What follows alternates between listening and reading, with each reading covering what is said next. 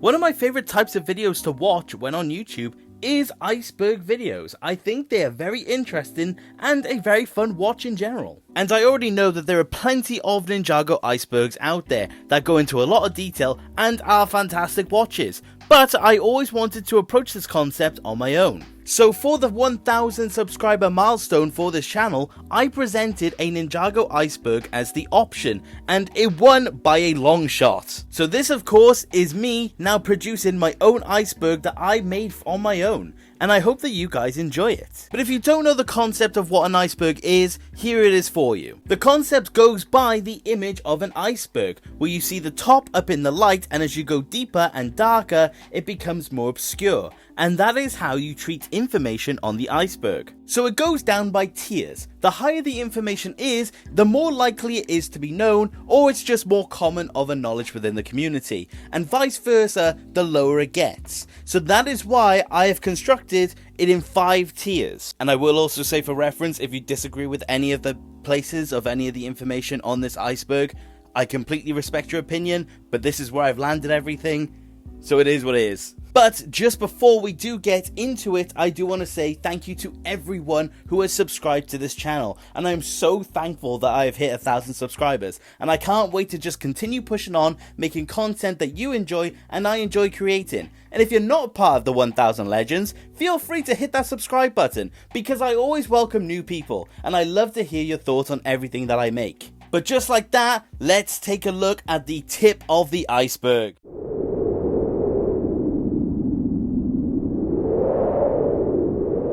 The Peacock Network. This of course refers to the streaming service by that name, and they landed themselves in a lot of controversy because they released the entirety of Dragon's Rising Season 2 Part 2 months before LEGO officially wanted it released. This of course led to a lot of people watching the season before it's even released, and as of the time of filming this video, it's still not released and LEGO is still putting out trailers for the season.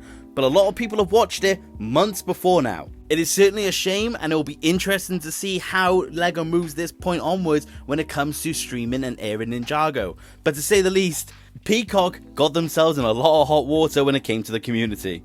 The show is ending. This of course refers to the official and the unofficial endings of the show. While the show originally was going to end in Season 2, it then came back for Rebooted. It was then going to end in Season 7. But then the movie came out and they continued on with the Oni trilogy, where it was meant to end at the end of that. Finally, it was meant to end at the end of Crystallize, but again, it's come back in Dragon's Rising, and now people believe it will end at the end of Season 3. Of course, there are a bunch of unofficial endings. Nowadays, every time a season of Ninjago releases, you will tend to find people who believe it's the final season of the show. But for the most part, it's not true. And as of the time of filming this, we know we have at least a couple more years of Ninjago, so there's no reason to worry it's going to end anytime soon. The Animation Studio. This is of course referring to the animation studio that handles Ninjago. Originally, it was made by Will Film, and they were a fantastic animation studio to say the least, and they covered the pilot all the way through till Season 10. It is now handled by the studio Wildbrain, and they have handled the show from Season 11 through till the present day, and they both do fantastic jobs. I know a lot of people didn't really like when the animation style changed from Season 11 onwards, but I really do think it's coming to its own, and I think both studios have done a fantastic job, and I hope we don't have to move on to another one. Netflix. This of course refers to the fact that nowadays all of Ninjago is on Netflix in most countries. I can't attest to every single one because I'm not aware, but Netflix typically will have all of Ninjago. They are also now responsible when it comes to Dragon's Rising, as they are the ones who are paying for these seasons to be produced. Although this has led to people believing that the release schedule was going to be a lot better, but coming from someone who watches Netflix in the UK, I can personally say that it's not much better at all. The Ninjago YouTubers. Again, feels a bit obvious, but I'm of course referring to all the Ninjago YouTubers on this platform and how amazing most of them are. I feel like there are a bunch of them that I could mention, but I am just going to point out one that's a personal favourite, and I'm deeply sad that he has not come back. I'm of course referring to D. Tenaglia Studios, because he produced a fantastic stop motion series when it came to Ninjago, but he unfortunately gave it up around 2019 because of life. But I wish him all the best, and if he ever watches this video, hey man, how you doing? I am still a big fan. The Fold. This of course refers to the bands that produced the Weekend Whip and all of its variations, and they're fairly iconic when it comes to the show now. They've produced several versions of the Weekend Whip, and basically any of them is someone's favourite, but for reference, mine is probably Master of the Mountain. The Ninjago movie. Of course, referring to 2017 when they released the Ninjago movie as a part of the Lego movie universe. And to say the least, it was a big deal for Ninjago at the time. This of course did bring a lot of controversy, mainly being the character redesigns, but that's not really a topic I want to go into because it sparks a whole debate every time someone mentions it. But yes, the movie released in 2017. It is 7 years old as of the time of filming this video, and I officially feel old. But if you've somehow not checked out the movie, please do. I know it's not the best received in the world, but as a Ninjago fan, you probably owe it to yourself. And there's a lot of very fun Easter eggs, and it's just a cool movie in general. The Ninja's Age. This is of course referring to the long-standing debate on how old the ninja are throughout the course of the season, and if you ask anyone, they'll most likely give you a different answer. I feel like the only one that most people can agree on is how old Lloyd was when he first started out, and for the most part, the age of Zane. But you will find a lot of people believe that the ninjas are in their 20s, some people believe the ninja are teenagers. The most we ever got was in Hunted when Kai referred to themselves as teenagers. But other than that, we don't really know how old the ninja actually are. And how old do I think the ninja are? I don't know. What is not canon? This of course refers to a lot of comics and books and sometimes parts of the show that are and aren't canon. And it's usually down to the personal belief unless it's definitively said. Now there are some things in this iceberg that are not canon, but I was thinking more of the minifigures when I added this entry, because LEGO have produced a lot of minifigures that just aren't canon to the show. I will say, especially in recent time when it comes to characters like Jay, and to an extent Master Wu, but on an overall, there are so many aspects that aren't canon that I can't really mention it all at once.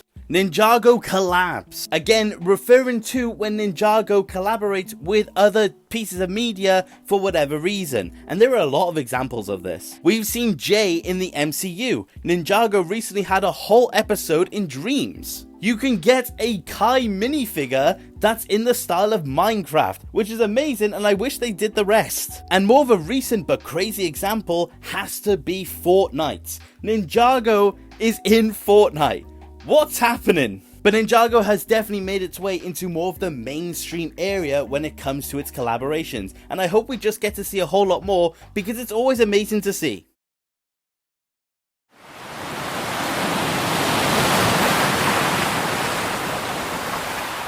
We're now on to tier 2, and we are going to start with The Shadow of Ronin. This of course refers to the game that was on iOS and Android, and I believe the 3DS, that had us introduced to the character of Ronin, and it introduced a lot of interesting things, but unfortunately the game is not canon. It has some very interesting things, such as the obsidian weapons, such as the Ultra Dragon being back for the first time in a few years at that point, and just a lot of general interesting things that was really fun to see in the game format. It is still available on phone as far as I'm aware. It's definitely available on iPhone, but I don't know about Android, but I'd like to assume it is. And honestly, if you haven't checked it out, I would thoroughly recommend you do. It is a paid game, but I had a lot of fun with it when I was younger, and it's a game I still find myself visiting to this day. But I really can't give it enough credit by just explaining it. If anything, just check the game out for yourself, because it's a lot of fun. The Woo Crew. This of course can refer to the online game where you had quizzes and other bits of promotional media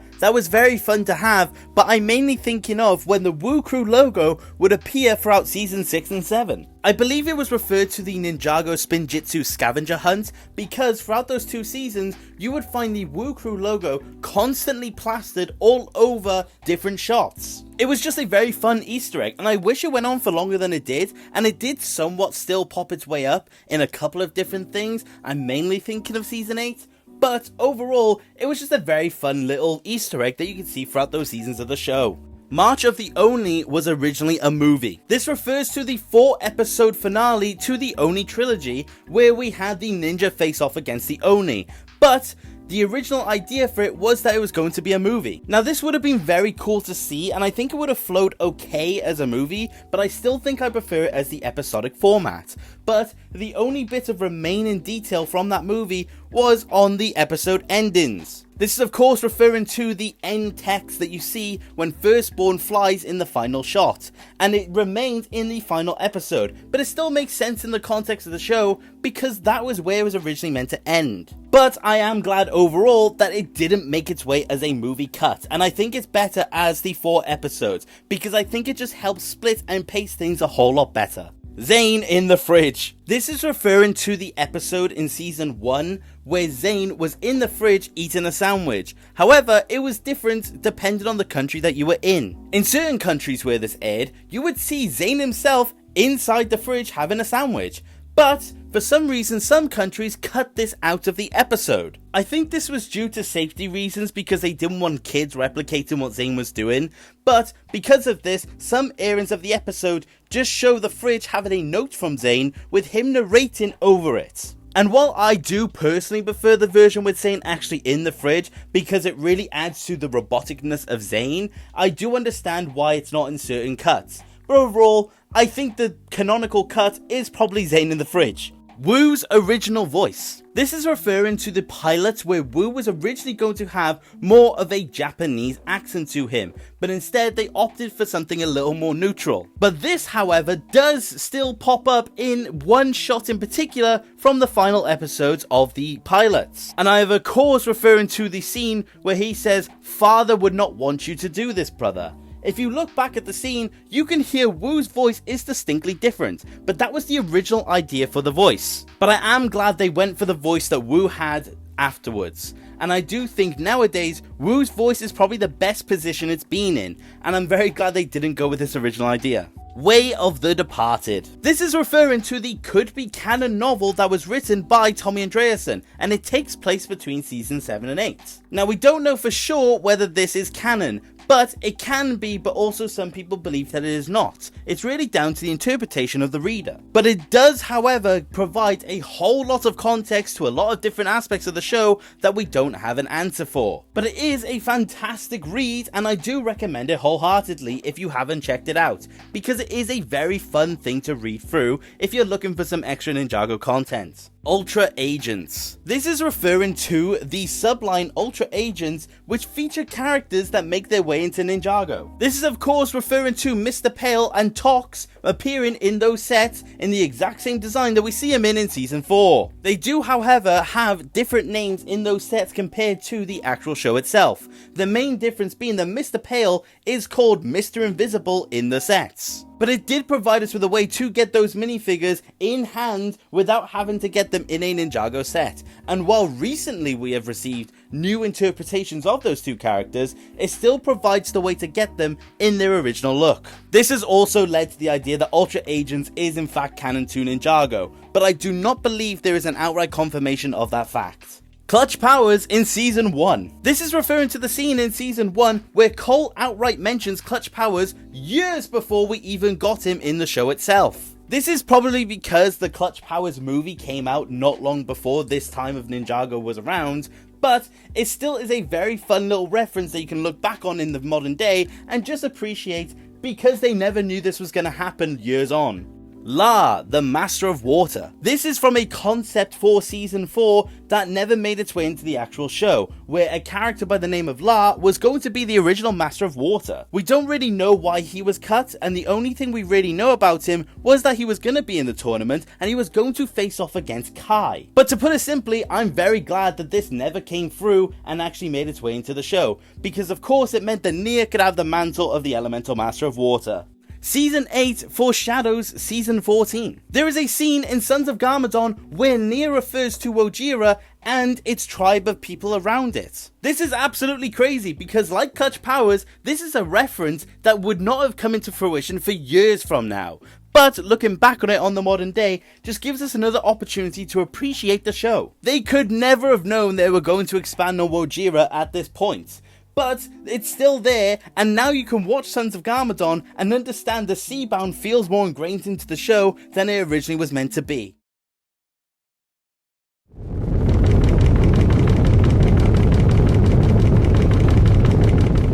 We are starting to approach the deeper waters when it comes to this iceberg, and to start off, we're going to talk about the Ultra Dragon's fate. Now, after the event of Season 2, we were very confused on what happened to the Ultra Dragon because we never got an outright explanation. Later on, we did get a legacy short which did show the Ultra Dragon leaving Lloyd and going off to where he belonged. But this was all we really got, and there was no outright explanation on what happened to the Ultra Dragon in the first realm. This is until you acknowledge the Iron Baron's throne in Season 9, where he sits upon a seat with 4 dragon heads around it. This has led to the somewhat confirmation that the Iron Baron and the Dragon Hunters hunted down the Ultra Dragon and killed him. Now, this is very dark to say the least, but this was during a more darker time for Ninjago, so it honestly makes sense. Now, do I wish the Ultra Dragon was still alive? Of course, because it would be very nice to see him return, but unfortunately, it was never going to happen, and at least we have somewhat of a confirmation of what happened to the beloved dragon.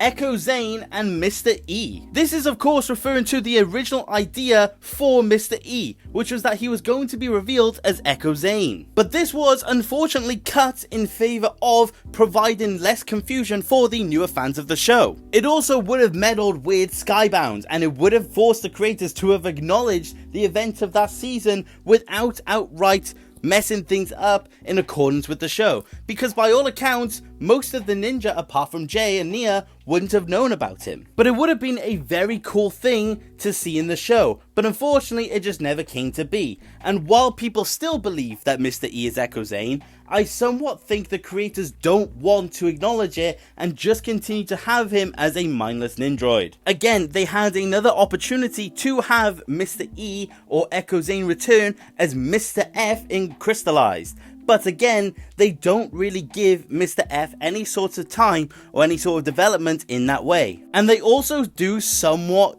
kind of stray away and confirm it's not Echo Zane, because they confirm that Mr. F still cannot talk. But we know that Echo Zane can, so there's a clear difference between the two that somewhat confirms that they aren't the same. But let me know if you still believe that Echo Zane is in fact Mr. E. Ninjago Anime. This of course refers to the few episodes that they did which had Ninjago take on a 2D anime aesthetic, and it made for some interesting episodes, to put it simply. Now, there were 3 in total. 1 being from the Fire chapter, 1 being from the Ice chapter, and 1 being from Master of the Mountain. So they weren't exactly firing this concept on all cylinders, and I think a part of what makes it interesting is the fact they use this so little. But the 3 episodes we got, 1 being of the villains talking about defeating the ninja, 1 being Akita's backstory, and 1 being the backstory of the Upply, it certainly made for interesting episodes, but honestly, I'm glad it didn't become a staple of the show, because I think it was fun because of how little they did it. The Snake Train. This refers to a somewhat infamous image that we had back in the day, where we saw a serpentine train set that was eventually cancelled. And a lot of people to this day still really want this set. Now, it would have been very cool to see, and I'm honestly kind of surprised they never did it in Legacy. But it kind of is cool because we never got it, and I feel like if we ever did get the Serpentine Train, it wouldn't have lived up to the standards that we all placed on it. But from the images, was it cool looking? Yes. But, like I said, I'm very glad we didn't actually get it in the end, because I don't think it would have been good in actual practice, because it would have required a lot of parts and a lot of bricks to have been able to accomplish what it was doing in the show. The original Season 8. This is referring to the idea that the creators had for Season 8 before Sons of Garmadon became a thing, because it was originally going to be a continuation on Hands of Time. This would have seen a continuation of the ninja trying to find Wu by traveling in time, and apparently it was going to take a big focus on Lloyd being the master, but also doing things on its own. We don't really know much else about this season. We only really know the few things that we got, which was that it was going to be a continuation and Lloyd was going to be a focus. But other than that, that's really it. But I'm very much glad that we didn't get it and we ended up with Sons of Garmadon. Because to be honest, this finding Wu idea I don't think would have been good enough for the entirety of the season. And I don't think the Time Twins would have been as iconic if they had another season to play with. I think their scarcity was what made them amazing and their ambiguous fate. But overall, we did still get the finale to the Find and Woo plotline in Season 8 because they did find him, and I'm glad that we never had it as the priority of the season. But it's still a fun little idea and a fun little bit of information to know. The ninja's reflections. This is referring to the fact that at the end of Season 5, the 4 ninjas saw their reflections in the maze on their way to get the Realm Crystal. And the main bit of controversy is Cole. This is referring to the fact that Cole could not be seen, and a lot of people to this day still believe that this means Cole's gonna die before the show finishes. However, it was somewhat confirmed in Skybound that the reason we couldn't see Cole is because Cole can disappear as a ghost, but a lot of people viewed this as a cop-out. Now we do get to see the rest of the ninja when it comes to their reflections in this scene, and we see all of them old and in their master robes, but like I said, there was no Cole. So people still think it's not going to be him making his way to the end of the show. 40 years. As a continuation on the reflections part, this is referring to the fact that Hands of Time had the Time Twins go 40 years into the future in the original ending of the season. This would have had the Time Twins come down, believing that they had eventually beaten the ninja by going forward, but they would have been greeted by Kai, Jay, Lloyd, Nia, and all of the cast in their future attire from Season 5, apart from Cole. They would have left him ambiguous to really lean into the idea that he in fact passed away, and I'm very curious to know how the community would have taken it if this was the original ending. So I'm going to be honest, I'm very much glad that we didn't get it, because it would have made the reflections argument so much worse. Garmadon in the Legacy bounty set. There was a leaked image when Legacy was making its way out of the bounty that we eventually got as a full-blown set. However, there was one main difference. There is a blurry image that shows Legacy Garmadon originally being a part of the set, and he was going to have a hairpiece and the Mega Weapon. This was going to be the first official instance of the Mega Weapon in set form and Garmadon's hair, even though it was just a black hair variant of Kai's, but it would have been official nonetheless. Why was Garmadon cut from this set? We don't know, but it's led to a lot of people acknowledging that they were finally going to give us a Mega Weapon and they never did. But it does clear up the fact that the Legacy set never actually came with any enemies to have against the ninja, and it kind of clears up the fact that Garmadon was meant to be there. But then again, the movie bounty also didn't have any enemies, so you could wind it down to that. But I do wish that set came with that version of Garmadon, because it would have made an amazing addition to the Garmadon collection. Clutch Powers freed Nodacon. This referred to the Legacy short that was called Sweating to the Goldies, and if you haven't watched it, check it out, it's on YouTube. But it's referring to the fact that Clutch Powers at the start of this short outright shows him with Nodacon's lamp, and he says that's what he wishes. This then shows the scene and the theme of Nodacon on the background of the shot, and that is all we get in terms of Nodacon. But people consider these shorts canon. So of course this leads to the idea that in fact Nodacon is released and he is out there somewhere plotting his revenge on the ninja, if he remembers Season 6. Now, I kind of do hope Nodacon is out there, but I feel like we would have known by now, or he would have revealed himself by now. But I think in general, it's just a fun little Easter egg that's not going to go anywhere, but a lot of people have seen it and have decided that Nodacon is in fact free. There is also a side theory to this, which states that when Nodacon was freed, he went back into the T-Lamp with Clutch Powers, and he in fact killed him, and that's why we haven't seen Clutch Powers since. But that's a whole nother theory for another time.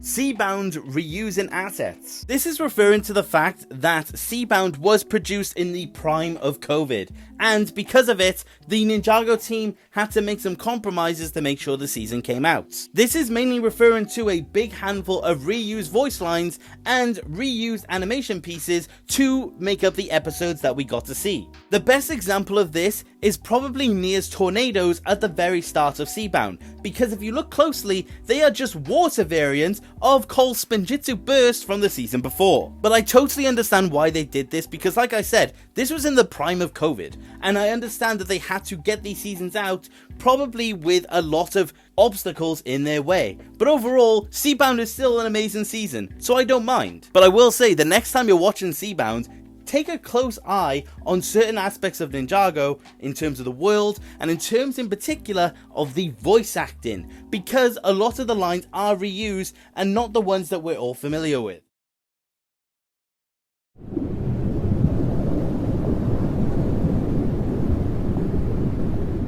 We are officially to the 4th tier and we're nearly to the bottom of the iceberg, but we're going to start with the theory that Cole is in fact colorblind. Now this is a really weird one to say the least, but this is referring to season 13 where Cole weirdly gets the color of the skull that the skull sorcerer uses incorrect. In this scene he outright refers to the skull as red and he confirms that this is what he saw, and the skull sorcerer himself calls this out and shows him that it's in fact green. Now this has led to the idea that Cole is in fact colorblind, and this would be a very interesting bit of trivia to know, but we've had no other confirmation outside of it. But now there is a large subsection of the Ninjago community who will swear up and down that Cole is in fact colorblind. And where do I stand on it?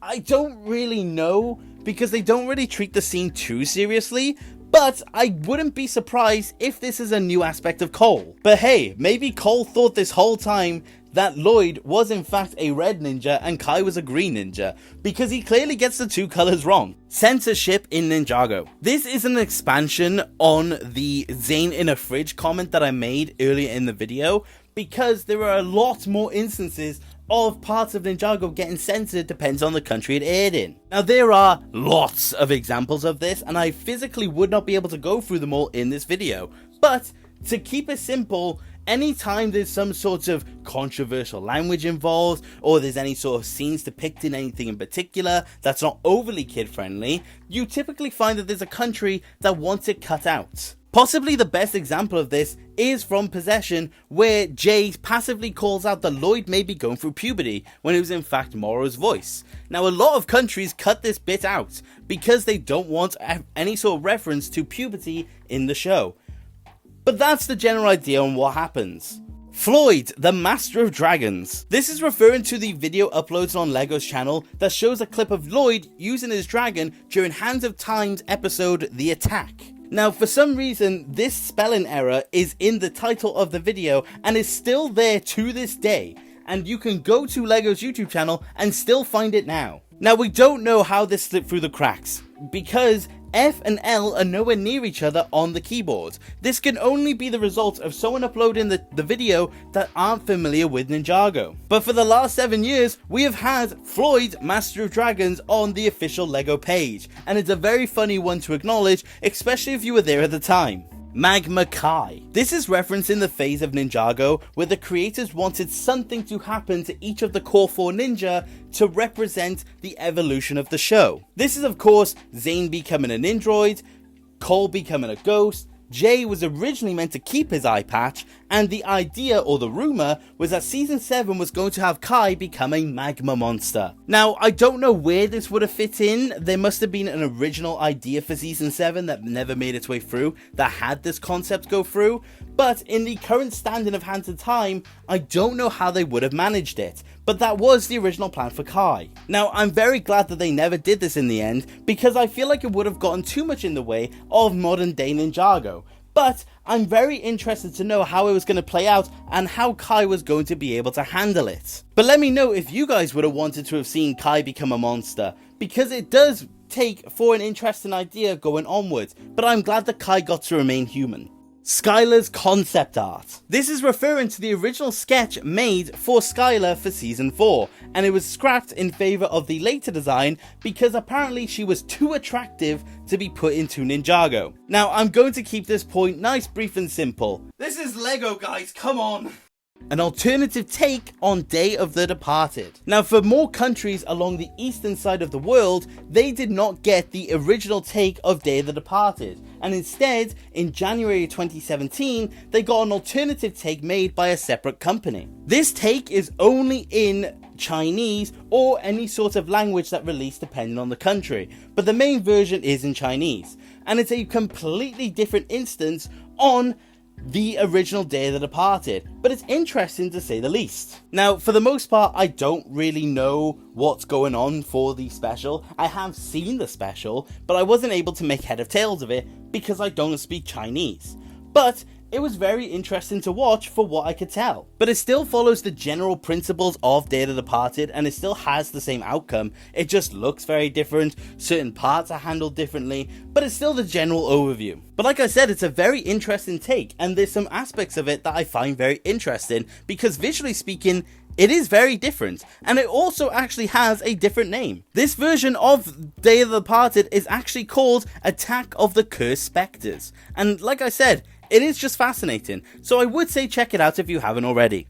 Ninjago's proof of concept. This is referring to a video that you can still find on YouTube today, and it shows the original proof of concept for Ninjago before it was officially produced. It is a video of a very early version of Kai fighting a very early version of Knuckles, which doesn't actually have the Knuckles voice. He sounds more like Cruncher. This is also the origin of the infamous Green Eyes Knuckle image, because this is where it came from. But it's about a minute of the two fighting on top of a skeleton vehicle. And it is a very interesting video, and I recommend it. It's only about a minute and 10 seconds long, and it shows where Ninjago initially came from. So it's interesting to see if you're in fact a fan, and I highly recommend it.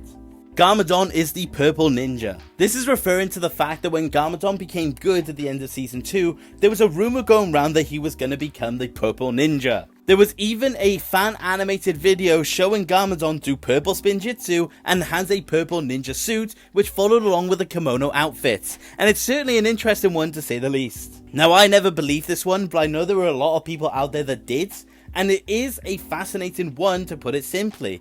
But I would say I would never have seen Garmadon become a ninja when he would just become a master. But it was definitely a fun one for the time, and I think I say this for a lot of the older fans, when this is a very nostalgic rumor when it's brought up. And it's one that I had to bring up because it's not one that's referred to as much nowadays. Salil, the Phantom Ninja. This is referring to a character by the name of Salil that appeared in some of the comics as the Phantom Ninja. She is certainly an interesting character, but overall there wasn't really much done for her because she was someone who teamed up with the ninja against the Ninjroids, but that was about most of what we got. She did come up in Way of the Departed as well, but not in a massively significant role, but the other only thing that she has was that she was pictured in the Samurai X Cave Chaos set. This has led to the idea that Salil is officially canon to Ninjago, and this has made a lot of the fans very happy, to put it simply. Now, it would be nice to see her as canon, but I really don't know where she would fit in nowadays when it comes to Ninjago. Maybe if she appeared in Dragon's Rising, that would be interesting to see, but I really do think it's been too long now since Salil was around,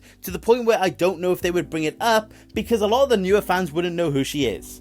But she is still technically canon depending on how you put it. 17 Realms. This is referring to the fact that the show itself, it has a common consensus that there are in fact 16 realms, when in actuality there are 17. This is because we know that when the first Spinjitzu Master created the realm of Ninjago, there were already 16 realms, and Ninjago became the 17th. This is interesting because it's never referred to as 17 realms, when in reality that is technically the amount that there actually is. But if you want to go on a technicality, there are now only 15 realms. This is of course because the ninja destroyed the Curse Realm in Season 5, and by proxy, Ninjago also was destroyed in Season 6. So, by all accounts, there are actually 15 realms as it stands, and they're all now together as one.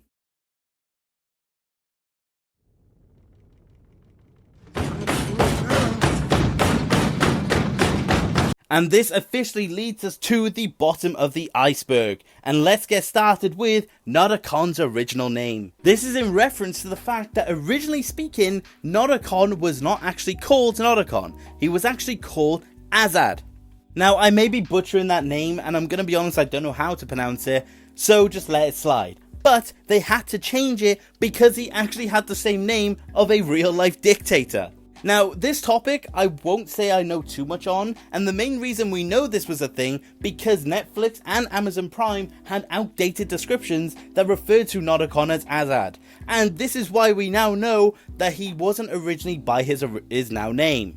But this is definitely fascinating, to put it lightly, because I wonder if this was by coincidence or if this was in reference to a real life dictator. But who knows? I don't know if they've outright mentioned it since we found out. Pythor is a cannibal. This is in reference to the fact that in season 1, when Lloyd opens the tomb, we see Pythor as the only remaining anacondrae amongst a bunch of carcasses of his previous tribe. Now this is a heavy implication that Pythor ate them, because how else would he have survived, and there is a bit of an allusion to it during the episode. Now to put it simply, this is very dark when it comes to a kids show, because this is implying that Pythor saw his tribe and went scran. But I don't think, again, they would ever outright mention it, and he doesn't really have cannibalistic tendencies from this point onwards in the show. I just think it was a bit of a dark reference if you picked up on it. But I don't think they would ever outright confirm it. Fuji buff. This is referring to a shot in season 15 of the show where for a brief second we see art of Fugidove, but he is absolutely ripped. Now I will say this is hilarious to me because I know that this was art done by someone on the Ninjago team that made its way as an Easter egg, but it's led to a canonical iteration of Fugibuff in Cryptarian prison. And that's nothing short of hilarious. I don't think they'll ever expand on this any more than it already has, and I know it's become a bit of a meme within the Ninjago community, but this is hilarious. I have to put it like that, because how else would something like this have made its way into the show?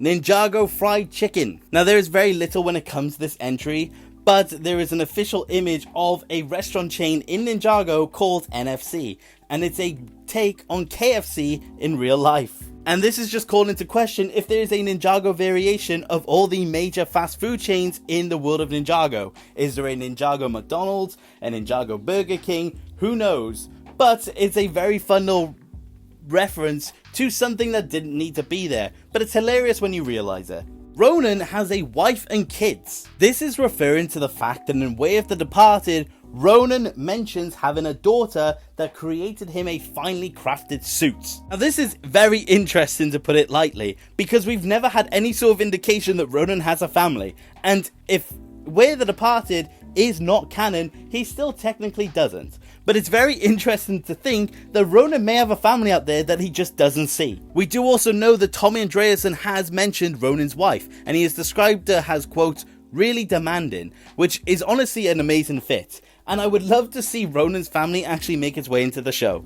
An official spin-off series. This is referring to the fact that at some point during the show's runtime, there was a spin-off series conceived of but never made its way through to anything official. This would have had Ronan take the lead of a team of the female characters of Ninjago, including Nia, Pixel, and Skylar. And it would have had Ronan take this team of ladies onto different missions to accomplish different goals. And other than that, we don't really know much about it. And I'm very glad that they didn't actually do this, but this is still honestly hilarious, to put it simply, because it's a very fun and stupid concept at the same time. But I'm very glad that this remained on the conceptual stage and it never made its way any further, because I think in actuality, it really would have taken away from the show itself. And if anything, it just wasn't necessary. Obama's connections to Ninjago. This is mainly referring to the fact that Obama actually follows the Fold on Twitter, and we don't know why. This has led to a lot of funny theories that Ninjago is watched by Obama and that he listens to the Fold and all these different aspects, but all we know for a fact is that he does follow them on Twitter. But that's about it. And this is where we find out that Obama is secretly a massive Ninjago fan and owns all the minifigures and watches all the content. So hi Obama, I hope you enjoyed the video. The darker concept for the Jin Blade. I've already actually mentioned this in one of my videos, but I still want to mention it here regardless, and that's the original idea for the Jin Blade that had a very different and darker undertone than what we got. This is referring to the fact that initially, the Jin Blade was not going to absorb the body of its victims, and instead was going to suck the soul out and leave a lifeless husk as a result. Now this is dark in terms of Ninjago standards, and I'm very glad that it never made its way into the show, but I still think it's a cool concept nonetheless. This would have led to a very interesting idea that the ninja would have to preserve their fallen allies' bodies somewhere in the land of Ninjago out of harm's way. And in the end, you would have had Jay and Nia have to hold a whole team's worth of bodies just to keep them safe. But like I said, this is extremely dark and I'm glad that they never went through with it. But I think it's still a very cool what if when it comes to that season. Anachondri Klaus. This is referring to the fact that Ninjago as the show never actually showed Klaus at the Anachondri stage, because at this point he unintentionally banished himself to the Cursed Realm. But in the Tournament of Elements iOS game, we do see a singular shot of Klaus in the Anachondri form, and this is the only reference we've had to him in this variation. And it is very cool to see, and I'm glad that we get a somewhat idea on what Anachondri Klaus would have looked like. And it leads to the idea that he may have become one while in the Cursed Realm. But unfortunately, we got not much else reference to Anachondri Klaus, and I kind of wish we got a minifigure variant of him, but I also wish we got one for Chen as well. But who knows, maybe one day, probably not. The last one is the Cut Space Season. This is referring to the idea that Season 3 was setting up a space season, and it would have been very interesting. Because of the meteorite and codename Arcturus and all these different aspects, it led to the setup of a space season for Season 4. Instead of the Tournament of Elements. Now, I'm very glad we didn't get this in the end, because as a result, we wouldn't have gotten the tournament. But it's still a very fascinating concept, to put it simply. It would have had the ninja go out to space again, and it would have had all these different aspects to this season that would have made for a very unique season of Ninjago. But I think on an overall, we got Tournament of Elements instead, so oh well. It probably would have also have cemented Zane not being around for a little bit longer, but I don't know. They may have still have brought him back in this season, but I don't know. And they may have even have firmly had Pixel as a part of the team for the season. So it led to a lot of interesting ideas, but like I said, in the end, I'm glad we never got it. But that is the iceberg I have put together, and let me know if there's anything you wish there would have been on this iceberg. And this did take a long time to produce, so I'm hoping you guys enjoyed it. But other than that, that was the 1000 subscriber special, and also just a cool video for anyone who may have seen it. But let me know if you enjoyed this video, and let me know if you would like to see another iceberg for Transformers, or another topic that I could cover on this channel. Because I will say, this was a lot of fun, but it is definitely something that I'm glad that I did as a special. And like I said, thank you guys so much for 1000 subs. But that about does it for today. I hope you enjoyed this longer video, because this is certainly a lot longer than what I would typically produce. But other than that, guys, hope you enjoyed. Take care. Okay, bye!